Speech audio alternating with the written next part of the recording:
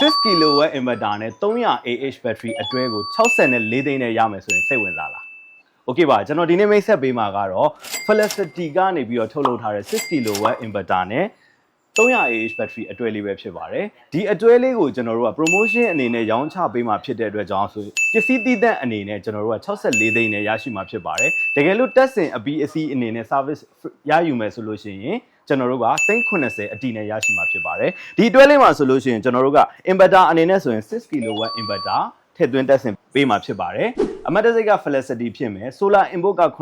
9500ပါတဲ့အတွက်ကြောင့်ကျွန်တော်တို့ solar များများတက်ဆင်ပြီးတော့အသုံးပြုခြင်းနဲ့မိတ်ဆွေတွေအတွက်ဆိုလို့ရှိရင်ဒီ inverter လေးကအဆင်ပြေပါတယ်အောက်ပို့အနေနဲ့လည်း6 kilowatt ဖြစ်တဲ့အတွက်ကြောင့်ကျွန်တော်တို့5 kilowatt လောက်အထိထုတ်ပြီးတော့အသုံးပြုလို့ရမယ် battery အနေနဲ့ဆိုရင်လည်းကျွန်တော်တို့က51.2 volt 300 Ah battery ကိုတက်ဆင်ပြီးတော့အသုံးပြုခွင့်ရမှာဖြစ်ပါတယ်အဲကြောင့်300 Ah battery ဖြစ်တဲ့အတွက်ကြောင့်ကျွန်တော်တို့က15 kilowatt hour လောက်အနေနဲ့ကျွန်တော်တို့ဟာဘက်ကအနေနဲ့သုံးလို့ရမယ်15 kilowatt hour ဆိုတာကကျွန်တော်တို့တနားကြီးကို watt 1000သုံးမယ်ဆိုရင်15နာရီလောက်သုံးလို့ရတယ်ဆိုတဲ့အဓိပ္ပာယ်ဖြစ်ပါတယ်အဲကြောင့် aircon တစ်ကောင်တစ်လုံးသုံးမယ်ဆိုလို့ရှိရင် watt 900ရှိတယ်နာရီအနေနဲ့တွက်မယ်ဆိုရင်ကျွန်တော်တို့က15နာရီလောက်သုံးလို့ရတယ်ကျွန်တော်တို့မီးတစ်လုံးနဲ့မီးနည်းနည်းနဲ့ပေါ့နော် aircon တစ်ကောင်နဲ့သုံးမယ်ဆိုလို့ရှိရင်ကျွန်တော်15နာရီလောက်သုံးလို့ရမယ်သူ့ရဲ့ capacity backup ပေးနိုင်တဲ့အတွဲလေးပဲဖြစ်ပါတယ်အာမခံအနေနဲ့ဆိုလို့ရှိရင် Felicity inverter က2နှစ်အာမခံပေးထားပြီးတော့ Felicity battery ကကျွန်တော်တို့9နှစ်အာမခံပေးထားတာဖြစ်ပါတယ်